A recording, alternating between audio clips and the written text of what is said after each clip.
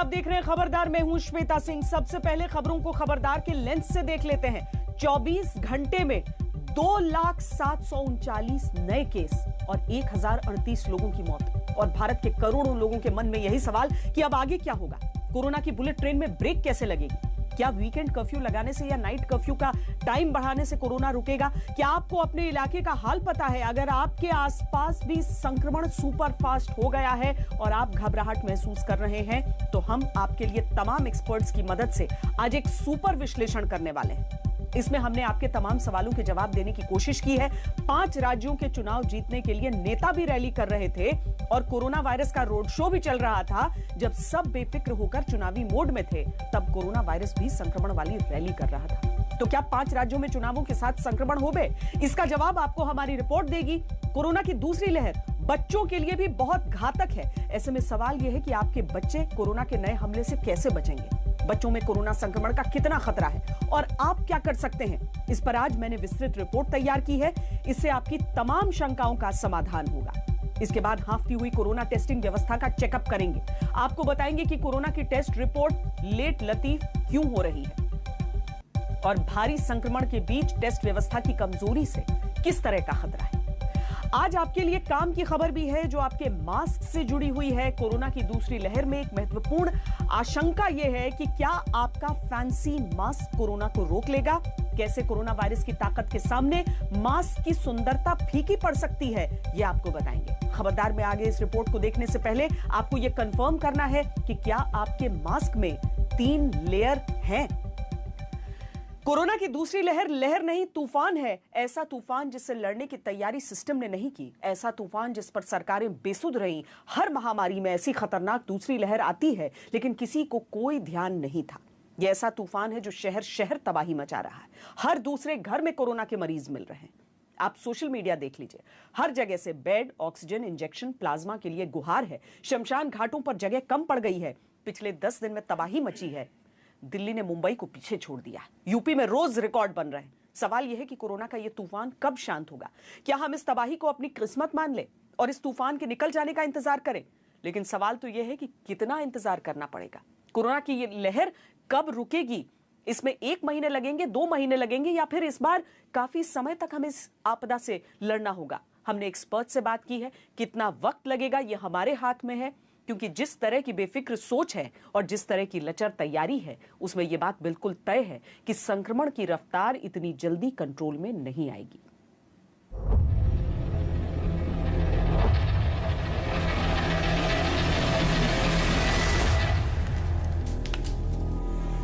दिल्ली देख लीजिए, मुंबई देख लीजिए, लखनऊ देखिए, पटना देखिए, भोपाल, इंदौर देखिए, रायपुर, रांची देख लीजिए। अपने आसपास देखिए, सोशल मीडिया पर देखिए, चीख पुकार, हाहाकार मचा है। जिस तरह के पेशेंट जो हम लोग डे टू डे देख रहे हैं, एक तो यंग पेशेंट में ये बहुत ज्यादा हो रहा है। यंग पेशेंट बहुत जल्दी हैप्पी हाइपोक्सिया में जा रहा है। सडनली ऑक्सीजन रिक्वायरमेंट बढ़ रही है और बहुत ही जानलेवा साबित हो रहा है ये वाला वायरस। किसी को बेड चाहिए, किसी को इंजेक्शन, किसी को प्लाज्मा चाहिए, किसी को ऑक्सीजन। टेस्ट से लेकर इलाज तक मारा मारी है। मिल जाए तो राम का नाम लीजिए, नहीं तो श्मशान में भी वेटिंग है। ये जो लहर है, ये जो सेकंड वेव है, वो अच्छी नहीं है, वो खतरनाक है। एक तरह का ये साइक्लोन है, तूफान है। तूफान आ रहा है, हमको साइड में हटना है, हमको घर के अंदर रहना है। तूफान से जाके मुकाबला करने की कोशिश करेंगे, तकलीफ हमारे को ही होने वाली है। कोरोना का ये वो तूफान है, ये वो साइक्लोन है जो सब तबाह करने आया है। सिर्फ पिछले 10 दिन का हाल देख लीजिए। 10 दिन के अंदर रोज के केस 1 लाख से 2 लाख के पार पहुंच गए। 10 दिन के अंदर रोज मौत का आंकड़ा 2 गुना होकर 1000 के पार पहुंच गया। ऐसे ही चलता रहा तो आगे क्या होगा? क्या इसे रोकना किसी के बस की बात नहीं? शहर शहर लॉकडाउन की नौबत है। दिल्ली में इसी हफ्ते से वीकेंड लॉकडाउन लग गया है। शुक्रवार रात 10 बजे से सोमवार सुबह 6 बजे तक कर्फ्यू रहेगा। जरूरी कामों के लिए कर्फ्यू पास लेकर निकलना होगा। मॉल, जिम, स्पा, ऑडिटोरियम बंद रहेंगे। यूपी के 10 जिलों में नाइट कर्फ्यू अब रात 8 बजे से सुबह 7 बजे तक कर दिया गया है। नोएडा, गाजियाबाद, मेरठ, लखनऊ, कानपुर, इलाहाबाद, वाराणसी, गोरखपुर में यह तत्काल प्रभाव से लागू हो गया। यूपी में 12वीं तक के सभी स्कूलों को 15 मई तक बंद कर दिया गया है। हाई स्कूल और इंटर की परीक्षाएं 20 मई तक स्थगित हो गई हैं। ये करीब करीब वैसी स्थिति है जो पहले महाराष्ट्र में थी, जहां नाइट कर्फ्यू से वीकेंड लॉकडाउन पर आए, लेकिन कोरोना नहीं रुका। फिर लॉकडाउन जैसी सख्त पाबंदियां लगानी पड़ी। क्या इसका असर होगा, और होगा तो कब होगा? अभी जो मॉडल्स प्रिडिक्ट कर रहे हैं कि मई में ये पीक होगा और मई एंड तक धीरे धीरे ठीक होगा। अब वो सम प्रिडिक्शन मॉडल्स ये भी कहा है कि महाराष्ट्र में it's almost coming to a peak and it will slowly settle down after some time. But वो some time क्या है is probably unpredictable because पहले वाले prediction models कोई भी सच नहीं निकला। 2 हफ्ता 2 वीक इसमें लगने वाला है, लेकिन जैसे मैंने बताया कि एक तरह का तूफान है, साइक्लोन है। जो साइक्लोन तूफान जिस स्पीड से आता है जाता भी वापस उसी स्पीड से। सो हमारे को ये 3 से 4 हफ्ता पूरे हिंदुस्तान के लिए, महाराष्ट्र के लिए 2 हफ्ते के लिए तकलीफ है, बाकी कंट्री के लिए लगभग 1 महीना 4 हफ्ता की तकलीफ है। 4 महीना थोड़ा सा आपको इससे बच करके रहना है। मई तक यानी 1-1.5 महीने तो अभी मानकर चली। ये पहले ही कहा गया था कि 4-5 हफ्ते बहुत ही ज्यादा विकट स्थिति रहेगी। वही हो भी रहा है। किसी भी महामारी का ये इतिहास रहा है, दूसरी लहर बेहद खतरनाक होती है। वो जो 100 इयर्स पहले जो हुआ है उसमें आपने देखा है ना, स्पेनिश फ्लू में एक पहला वेव था, सेकेंड वेव जरूर आई, उसके बाद तीसरा वेव भी आई है और तीसरा वेव पहली वेव से भी ज्यादा था पर सेकेंड वेव से कम था, उसके बाद खत्म हो गए। और वो 100 इयर्स पहले और अब हमारे पास क्या फर्क क्या है? एक है वैक्सीन और दूसरा है कि जो मेडिकल टेक्नोलॉजी बढ़ गया है, जैसे we deal with critically care, critical ill patients जैसे हम करते हैं, वो अच्छी तरफ उसमें एडवांस आई है। पर बिहेवियर में तो कोई there is no change, human behaviour same ही है। कोरोना की दूसरी लहर दूसरी महामारियों की तरह कितनी तबाही मचाएगी, इसका अंदाजा लगाकर ही एक्सपर्ट्स कांप जाते हैं, क्योंकि एक तरफ लोग हैं जो मानते नहीं, एक तरफ सरकारें हैं जिन्हें कोई फर्क नहीं। कब तक कम होएगा वो तो उसके बहुत सारे रीजंस हैं, और बहुत सारे रीजंस में जो इस समय जो कुंभ मेला है, जो इलेक्शन रैलीज हैं, जो स्टेट्स इलेक्शंस के लिए जाने वाले हैं, उन सब में जितनी क्राउडिंग हो रही है, उन सब का कॉन्सिक्वेंस तो हम लोग शायद देखने वाले हैं। आप देखिए जो फार्मर्स रैली हुई थी, उसके बाद जो नंबर्स दिल्ली, पंजाब में उन जगहों में नजर आए, ये सारा परिणाम था जो अनकंट्रोल्ड क्राउड जो सारे समय एक जगह पर इकट्ठा बना रहा। कोरोना पर कोई भी पाबंदियां काम नहीं करेंगी अगर सब ऐसे ही बेफिक्र रहे, और बेफिक्री में कोई कमी है भी नहीं। कुंभ के लिए कह दिया गया कि कुंभ तो चलेगा, 30 अप्रैल तक चलेगा। 5 दिन में 1700 लोग हरिद्वार कुंभ में कोरोना पॉजिटिव मिले हैं। कुंभ में आए निर्वाणी अखाड़े के महामंडलेश्वर कपिल देव की कोरोना से मौत हो गई। पिछले 2 शाही स्नान में 48 लाख लोगों ने डुबकी लगाई। ये लोग वापस अपने अपने राज्यों में आएंगे तो क्या संक्रमण बढ़ने का खतरा नहीं होगा? अब से लेके एक 4-6 हफ्ते में, 8 हफ्ते में, शायद 2 महीने के अंदर परिस्थिति चेंज हो जाती। जब से एपिडेमिक्स की हिस्ट्री है, सेकेंड वेव तो फर्स्ट वेव से हमेशा ही ज्यादा घातक रहा है, कम तो नहीं रहा है। तो अगर जो ये बढ़ता रहा, चलता रहा, तो शायद बजाय इसके कि 2 महीने में खत्म हो जाए, उसको शायद और कई महीने लगे। मगर ये हमारे हाथ में है। ऐसे ही कुंभ चलेगा, ऐसे ही चुनाव चलता रहेगा, ऐसे ही रैलियां होती रहेंगी, ऐसे ही आंदोलन और भीड़ जुटती रहेगी, तो ये कुछ नहीं कहा जा सकता कि कोरोना की दूसरी लहर कहां और कब जाकर रुकेगी। और जिस तरह से अगर हमारा कोविड बिहेवियर अगर ढंग का नहीं रहता है, हम अगर सेल्फ लॉकडाउन को अडॉप्ट नहीं करते हैं, इसमें आश्चर्य की बात नहीं होगी कि हर स्टेट में पर डे के 1 लाख से ज्यादा केस हो सकते हैं, हर स्टेट। जो परसेंटेज जो चेंज है आप देखिए कितनी एक्सपोनेंशियल है ना। So it was like 11, so then 13,000 something, then एकदम से 17,000, ऑलमोस्ट 3-4,000 का। उस हिसाब से देखे तो आज maybe 20,000, maybe it will go to 25। तो हम कुछ लोग तो कहते हैं कि 30-35,000, बट ये सच है या नहीं है मुझे नहीं पता। But if we look at and हम अगर if we gear up for the worst, तो एटलीस्ट वो अगर होगा तो हमारे पास वक्त होगा उसको to deal with that situation. So I think we should expect that numbers and not be lackadaisical or complacent. तरीके बदलने होंगे, तैयारियां और बढ़ानी होंगी, क्योंकि जैसे भयानक हालात हैं उसमें कई राज्यों में अगर 1-1 लाख केस का अनुमान लगाया जा रहा है तो आने वाले दिनों का हाल अभी से जान लेना बहुत मुश्किल नहीं है। आज तक ब्यूरो। 5 राज्यों के चुनाव भी कोरोना के सुपर स्प्रेडर इवेंट साबित हुए हैं। चुनावों में जब नेता रैली कर रहे थे, उनके समर्थक रैलियों में झूम रहे थे, उस समय कोरोना वायरस भी संक्रमण वाली रैली कर रहा था। करीब 1.5 महीने से जारी चुनावी उत्सव डरावना साबित हो रहा है। आने वाले समय में स्थितियां बिगड़ने की आशंका है। पश्चिम बंगाल के आंकड़ों पर आधारित ये ग्राफ देखिए। 1 मार्च को एक्टिव केस 3293 थे, रोज 198 केस सामने आ रहे थे। इसके बाद चुनावी संग्राम शुरू हो गया। 27 मार्च को बंगाल में पहले चरण का मतदान था, तब 4608 एक्टिव केस थे और 812 केस रोज आ रहे थे। 1 अप्रैल को दूसरा फेज था, तब 6513 एक्टिव केस थे, रोज 1274 केस आने लगे। तीसरे फेज तक इस संख्या में करीब 2 गुना और चौथे फेज तक 4 गुना इजाफा हुआ।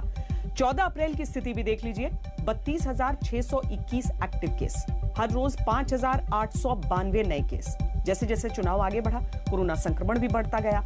इसके और कारण भी होंगे, लेकिन बेफिक्री से चल रहा चुनावी कार्यक्रम भी इसकी एक वजह तो है ही। सिर्फ पश्चिम बंगाल ही नहीं, बाकी के चुनावी राज्यों का भी यही हाल है। 1 अप्रैल से 14 अप्रैल के आंकड़ों से पता चलता है कि पिछले 15 दिनों में पश्चिम बंगाल में 4 गुना ज्यादा केस आए, तो असम में 5 गुना ज्यादा केस आए, तमिलनाडु, केरल और पुडुचेरी में करीब 1.5 से 2 गुना ज्यादा केस आए। अगर भारी भीड़ जुटाकर सभाएं नहीं की जाती तो लोगों की जान पर खतरा ना आता। इसमें तमाम राजनीतिक पार्टियों, नेताओं, चुनाव आयोग की जिम्मेदारी बनती है।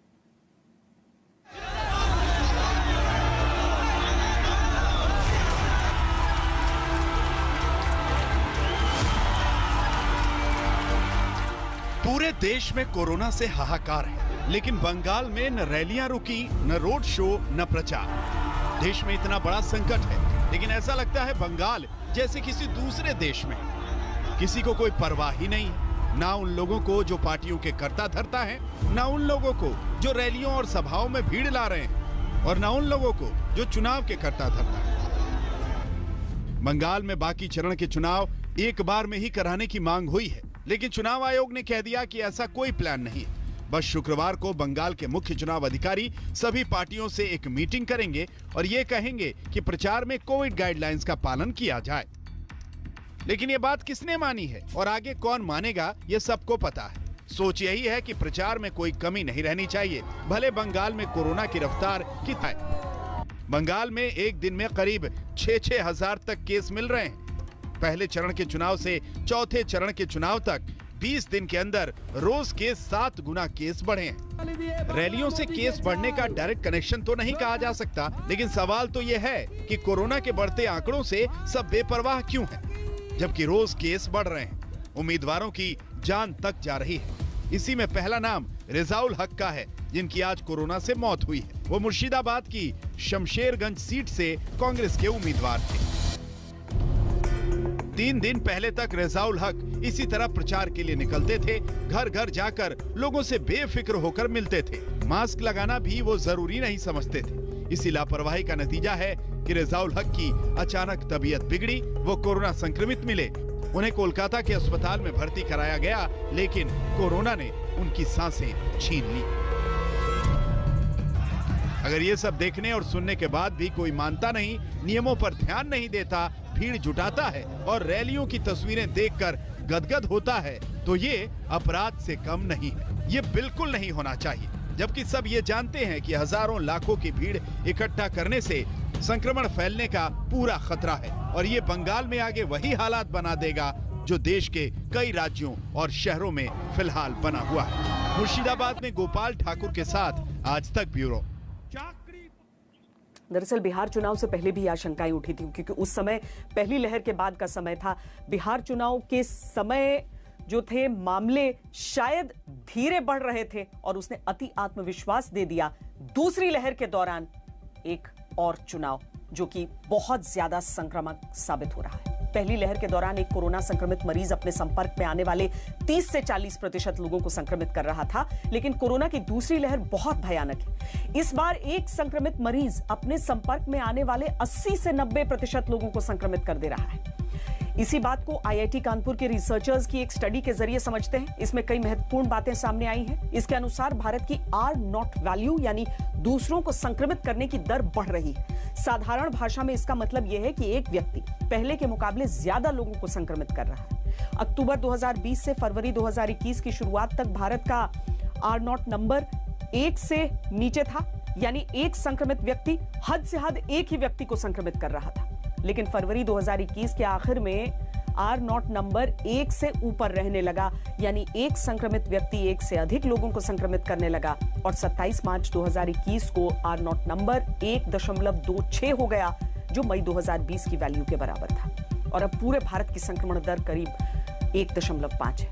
यहां यह भी देखना होगा कि अलग अलग राज्यों में किसी कोरोना संक्रमित मरीज की दूसरों को संक्रमित करने की दर कैसी है। इस मामले में बिहार नंबर 1 है। बिहार का R0 नंबर 3 है, यानी एक व्यक्ति 3 लोगों को संक्रमित कर रहा है और फिर वायरस बहुत तेजी से फैल रहा है। नंबर 2 पर उत्तर प्रदेश है, जिसकी संक्रमण दर 2.77 है, यानी एक व्यक्ति 2 से ज्यादा लोगों को संक्रमित कर रहा है। झारखंड, छत्तीसगढ़ और दिल्ली का भी यही हाल है। झारखंड की संक्रमण दर 2.35 है, छत्तीसगढ़ की संक्रमण दर 2.16 है और दिल्ली की 2.15। एक छोटे से ब्रेक के लिए रुक रहे हैं। ब्रेक के बाद जब लौटेंगे तो आपको दिखाएंगे कि कैसे कोरोना 2.0 में बच्चों पर खतरा मंडरा रहा है और आप अपने घर के बच्चों को कैसे बचा सकते हैं। इस समय बच्चों पर भी कोरोना का बड़ा खतरा है। वायरस पिछले 1 साल में स्मार्ट हो गया है, बच्चों पर हमला कर रहा है। 16 साल से कम उम्र के केस पहले से ज्यादा सामने आ रहे हैं। आईसीएमआर के अनुसार हर 100 में से कम 4 ऐसे मरीज हैं जिनकी उम्र 10 साल से कम है। 1 मार्च से 4 अप्रैल के बीच 5 सबसे अधिक प्रभावित राज्यों में सामने आए 79,688 केस बच्चों के हैं।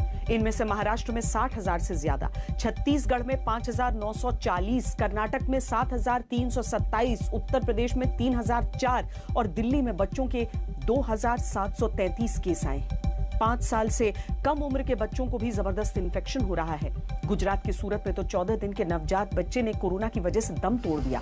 जिंदगी से इस बच्चे की लड़ाई 11 दिन तक चली, अंत में सांसें जवाब देगी। 7 अप्रैल को सूरत में ही 13 साल के बच्चे की मृत्यु हुई थी। आज इन गंभीर हालात पर मैंने रिपोर्ट तैयार की है। इसमें आपके मन में उठने वाले तमाम सवालों के जवाब हैं। बच्चों पर कितना खतरा है, आप क्या कर सकते हैं, ये देखिए।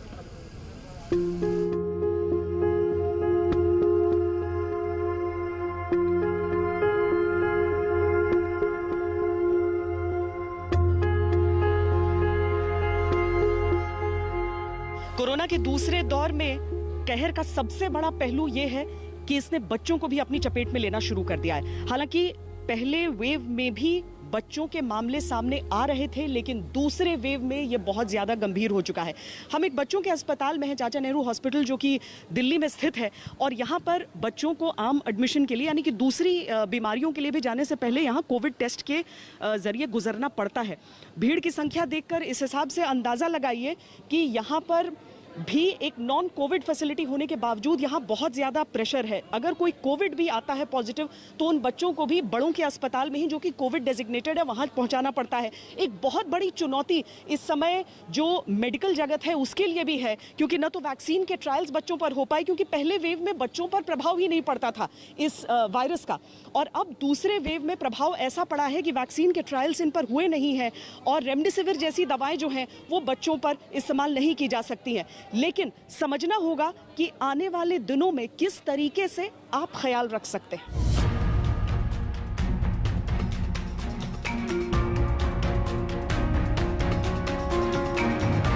डॉक्टर जावेजू, बच्चों के जितने तरह के केसेस सामने आ रहे हैं, आप लोग क्या प्रोटोकॉल यहाँ पर फॉलो कर रहे हैं? देखिए, ऐसा है कि बच्चों में भी वही सिम्टम्स हैं जो नॉर्मली एक अडल्ट में भी प्रेजेंट कर रहे हैं। बच्चों में नॉर्मली सारी बीमारियां जो हैं बुखार के साथ, लूज मोशंस, वॉमिटिंग्स, खांसी सर्दी के साथ होती हैं, और अभी भी जो केसेस पॉजिटिव आ रहे हैं उनमें यही देखा गया है कि या तो उनको लूज मोशंस, वॉमिटिंग्स थे, या थोड़ी बहुत हल्की फुल्की सर्दी खांसी थी, बुखार था। तो प्रॉब्लम सारे वही है। मैम, एक चीज़ समझना चाह रहे हैं आपसे कि वो जो पहला वेव आया था तब भी क्या, क्योंकि प्रोटोकॉल तो हर जगह यही है, एक चिल्ड्रंस हॉस्पिटल है, यहाँ आप लोग टेस्ट करने के बाद एडमिट करते हैं, उस समय कितने पॉजिटिव केस आ रहे थे जो आपको कोविड हॉस्पिटल्स में रेफर करने पड़ रहे हैं? उस पूरे दौरान पे हमारे यहाँ करीबन 40-50 बच्चे आए होंगे पॉजिटिव पूरे दौरान। और अब क्या स्थिति है? अभी ये है कि डेली हमारे पास 3-4 बच्चे पॉजिटिव आ रहे हैं। और कोई एज ग्रुप है इनका? एज ग्रुप न्यूबॉर्न से लेके 7 साल, 8 साल, 10 साल सभी में आ रहा है पॉजिटिव। तो ऐसा सच कोई पर्टिकुलर एज ग्रुप नहीं है, क्योंकि अभी 2 दिन पहले एक न्यूबॉर्न भी पॉजिटिव आ गया जो 2 दिन का था, 3 दिन का था। तो कोई ऐसा स्पेसिफिक एज ग्रुप नहीं है, लेकिन सारे बच्चों में पॉजिटिव आ रहा है। मैम, सबसे बड़ी चीज़ बचाव कहा जाता है कि मास्क पहने। अब ये छोटा सा बच्चा हम देख रहे हैं, ये तो इसके नाक पर कहाँ से मास्क होगा, क्या इसमें बचाव करेंगे? बेसिकली बहुत मुश्किल है। 2 साल के बच्चों को तो से नीचे की उम्र को हम एडवाइस भी नहीं करते हैं कि मास्क पहने, क्योंकि मास्क पहनने से और थोड़ा सफोकेशन होता है। पर फिर भी हमने देखा काफ़ी सारे पेरेंट्स ने बड़ा इनोवेटिव से आइडिया निकाले हैं। कुछ ने अपने बच्चों को ऐसे स्क्रीन जैसा लगा दिया है व्हेन दे आर कमिंग। कुछ अपने बच्चों को कवर करके लेके आते हैं, जो हल्का सा फेस उनका कवर है। और एडवाइजेबल तो यही है कि जब तक बहुत ज़्यादा ज़रूरी नहीं हो, आप अस्पताल में बच्चे को लेकर मत आइएगा, क्योंकि कई बार बहुत छोटी छोटी सी प्रॉब्लम्स के लिए भी पेरेंट्स अपने बच्चों को लेके आ रहे हैं अस्पताल में। बच्चा खाना नहीं खा रहा, भूख नहीं लग रही है, इस तरह की चीज़ों के लिए नहीं आए। जब तक अवॉइड करना चाहिए, अभी बिल्कुल अवॉइड करना चाहिए, क्योंकि जितना भीड़ से दूर रखेंगे, जितना डिस्टेंसिंग रखेंगे, जितना हैंड वॉशिंग सिखाएंगे बच्चे को, या हाथ क्लीन करें, मास्क कोशिश करें कि फेस और नाक बंद रह सके, बहुत भीड़ भाड़ के एरिया में ना जाएं, उतना बेटर होगा। मैम, ये चीज़ समझाइए कि चूंकि अभी तो 8 महीने से कम बच्चों को भी ये लक्षण अब दिख रहे हैं, अगर कोई घर में ही हो, बाकी कोई चीज़ नहीं, लेकिन अगर एक पेरेंट को ऐसा लगे कि कहीं मुझे अपने बच्चे को कोविड टेस्ट तो नहीं कराना चाहिए, कौन से वो लक्षण है, कौन सी वो परिस्थितियां हैं जिसमें माँ बाप को जाके टेस्ट करा लेना चाहिए? अगर बच्चे को बुखार आ रहा है, बच्चा सुस्त हो रहा है, बच्चे को दस्तें लग रही हैं, और बच्चा कभी कभी उल्टी भी कर रहा है, ये जो अभी जो स्ट्रेन आया है उसमें बहुत ज़्यादा दस्त और उल्टी के साथ बच्चे आ रहे हैं, तो इन बच्चों का टेस्ट ज़रूर करा लें। क्योंकि जितना स्प्रेड अभी चल रहा है कम्युनिटी में, उसमें हमारा सबसे पहला डिफरेंशियल डायग्नोसिस कोई भी बीमारी का कोविड है, तो सबसे पहले आप कोविड टेस्ट तो कराना ही चाहिए उस स्थिति में। तो एक डॉक्टर के तौर पर आप क्या ये कहना चाहेंगी कि अगर अच्छे से घर में प्रिकॉशंस लिए जाएं तो इस वेव से भी निकल जाएंगे ठीक से जो बच्चे? एक्चुअली इसमें सबसे इम्पोर्टेंट प्रिकॉशंस ही है। जनरल पब्लिक सबके लिए मैं अभी एक ही चीज़ देना चाहती हूँ कि मास्क अभी सबसे बड़ा वैक्सीनेशन है। कोई भी चीज़ किसी भी इंसान को नहीं बचा रहा सिवाय मास्क के। अगर आप मास्क अच्छे से पहने हुए हैं, मास्क पे बार बार हाथ नहीं लगा रहे हैं, मास्क से नाक बंद है, और घर से जब बाहर निकलने के बाद घर जा रहे हैं अच्छे से हाथ धोइए, कपड़े चेंज करिए, मास्क बदलिए, वो सबसे, क्योंकि अडल्ट्स हमारी जो सावधानी है वो घर के बच्चों को बचाए। बिल्कुल। किस एज ग्रुप के बच्चों को क्या कुछ एक्स्ट्रा सप्लीमेंट्स दिए जा सकते हैं अभी बचाव के लिए, अपनी इम्यूनिटी को बूस्ट करने के लिए? तो नॉर्मली हम बच्चों को इम्यूनिटी बूस्ट करने के लिए कुछ सप्लीमेंट्स बोले जाते हैं, जैसे विटामिन डी है जो इम्यूनिटी बूस्टर होता है, वो हम बर्थ के बाद सारे बच्चों में normally it's indicated to give vitamin D. So vitamin D एक रूटीन डोज जो है वो हमारी उसमें हम दे सकते हैं। विटामिन सी जो है वो एक नॉर्मल जो मात्रा में हमें चाहिए होता है बच्चों को देने के लिए, वो तो उन्हें देना ही है, जिसमें फलों में, सब्जियों में उसमें मिलता है विटामिन सी। फिर भी विटामिन सी देने में कोई हर्ज नहीं है। अगर विटामिन सी की टैबलेट्स बच्चे कर लें, चूसने वाली गोलियां होती हैं, तो it's very good, because vitamin C सबसे इंपॉर्टेंट है इम्यूनिटी बूस्टर के लिए।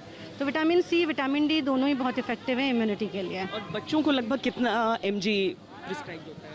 ये एज के हिसाब से होता है, पर जो न्यूबॉर्न बेबीज़ हैं उनमें हम विटामिन डी जो होता है वो 400 से 800 इंटरनेशनल यूनिट देते हैं, तो उतना आप दे सकते हैं। पहले दौर में बच्चों को अधिकतर ये समझा गया कि वो कोरोना जो वायरस है उसको सुपर स्प्रेडर के तौर पर दूसरे अडल्ट्स तक ले जा रहे हैं उस संक्रमण को, लेकिन इस बार बच्चे खुद संक्रमित हो रहे हैं, इसीलिए एहतियात बहुत ज़्यादा ज़रूरी हो चुका है। जिनको संक्रमण है उन्हें किस स्थिति में आपको अस्पतालों तक ले जाना चाहिए, और जिनको संक्रमण नहीं है उन्हें किस तरीके से बचाना चाहिए। कैमरा पर्सन सैयद मोहसिन के साथ श्वेता सिंह, दिल्ली आज तक। कोरोना की दूसरी लहर में मास्क पहनकर और दूरी बनाकर रखने से ही खतरे को टाला जा सकता है। डॉक्टर और हेल्थ एक्सपर्ट लगातार मास्क पहनने की सलाह दे रहे हैं, लेकिन मास्क पहनने को लेकर लोग लापरवाह हैं, सब चलता है वाली सोच है। ऐसे में 2 मिनट की इस रिपोर्ट से ये समझ लीजिए कि कौन सा मास्क पहनना है और कैसे पहनना है। कोरोना को देश में डेरा जमाए अब 1 साल से ज्यादा वक्त हो गया, लेकिन अब तक मास्क वाला सही आचरण लोग सीख नहीं पाए।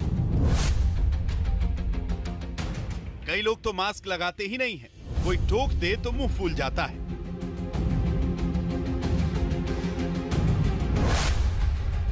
डॉक्टर और एक्सपर्ट्स बोल रहे हैं नाक और मुंह दोनों ढकें। मास्क लगाएंगे तो सुरक्षित रहेंगे। सबसे इम्पोर्टेंट जो चीज है मास्क की बात करें तो वो मास्क पहनने का तरीका है। मैक्सिमम टाइम में मास्क जो होता है वो यहाँ पे रखा होता है, इस ढंग से चिन के नीचे, और कोई भी मास्क ऊपर नहीं लगाता है। तो सबसे इम्पोर्टेंट चीज मास्क की वैरायटी से ज्यादा इम्पोर्टेंट है कि आपको पहनने का तरीका आना चाहिए। ऐसे में सवाल उठता है कि हमें कौन सा मास्क पहनना चाहिए और मास्क पहनने का सही तरीका क्या है। मास्क कोई भी पहने, लेकिन नाक और मुंह दोनों का ढकना जरूरी है। सिंगल लेयर मास्क की यूटिलिटी न के बराबर है, यानी मास्क ट्रिपल लेयर तो होना ही चाहिए। सर्जिकल मास्क पहनने की कोशिश होनी चाहिए। यह मास्क सस्ता भी होता है और 3 लेयर से बना भी होता है। अगर N95 या N99 मास्क इस्तेमाल कर रहे हैं तो इसमें वॉल्व नहीं होने चाहिए। मास्क इतना फिट होना चाहिए कि उसके साइड से हवा न जा सके। मास्क के आगे वाले हिस्से को बार बार छूना नहीं चाहिए। ऐसा करेंगे तो इन्फेक्शन का खतरा बढ़ेगा। होगा कि N95 मास्क हो या ऐसे मेडिकल मास्क हो जिससे और ज्यादा बेहतर हो, पर अभी जो हम देख रहे हैं कि कोई भी मास्क नहीं पहन रहा है, इससे अच्छा कपड़े का मास्क जो है उसको पहनना बहुत बेहतर है। यानी 3 लेयर से कम का मास्क ना पहने, और मास्क पहने तो ठीक से पहने। सिर्फ रस्म अदायगी के लिए मास्क पहनना मकसद ना हो। दिल्ली से मिलन शर्मा के साथ आज तक ब्यूरो।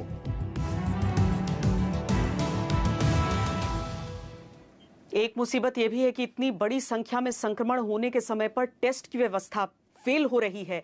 RT-PCR टेस्ट से जुड़ी ये रिपोर्ट देखिए। राजधानी लखनऊ के सिविल अस्पताल का वीडियो है। 2 गज की दूरी 2 कोस पीछे छूट गई। भीड़ जबरदस्त है, सब एक दूसरे पर चढ़े हुए हैं। सब कोरोना टेस्ट कराने आए हैं। जो इस वीडियो को देखेगा वो जरूर डरेगा, बीमार हो या ना हो। लेकिन यहाँ हाल ये है कि लौटेंगे तो बीमार होकर ही लौटेंगे। सरकारी अस्पतालों की हकीकत यही है। कोरोना गाइडलाइन, प्रोटोकॉल ये सिर्फ कागजों की शोभा बढ़ाते हैं। जमीनी हकीकत ये है कि लापरवाही चरम पर है और सुरक्षा वरक्षा सब मन का वहम है।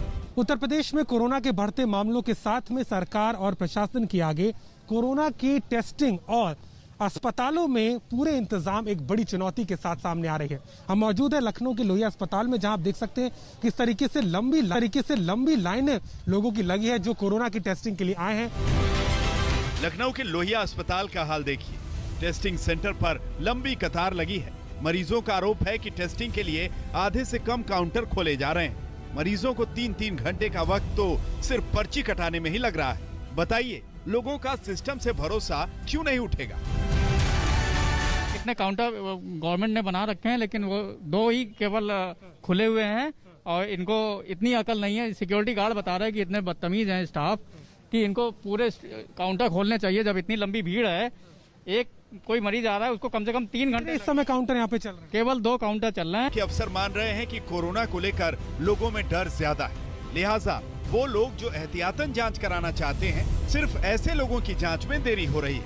इनके यहाँ कोई पॉजिटिव पेशेंट नहीं है, उनके अंदर शायद कोई भय व्याप्त है, तो वो जो है वो भी जो है वो रिक्वेस्ट डाल रहे हैं टेस्टिंग की। तो इस वजह से उनकी टेस्टिंग जिनके यहाँ कोई पॉजिटिव नहीं है उसमें जो है वो हम लोग थोड़ा सा टाइम लेते हैं, लेकिन जहाँ पर जो भी पॉजिटिव केस है उनके जो कॉन्टैक्ट्स हैं उनकी टेस्टिंग जो है जैसे पहले होती रही है वैसे ही अभी भी हो रही है। महाराष्ट्र खबरदार में आज के लिए इतना ही, लेकिन कहीं भी कभी भी सबसे तेज खबरों के लिए लॉग ऑन करें आजतक.in पर या डाउनलोड करें आज तक मोबाइल ऐप। नमस्कार, मैं हूं अंजना ओम कश्यप। हमें उम्मीद है ये वीडियो आपको पसंद आया होगा। लेटेस्ट खबरों के लिए यूं ही देखते रहिए आज तक, और इस वीडियो के पसंद आने पर लाइक, शेयर एंड सब्सक्राइब करना ना भूलें।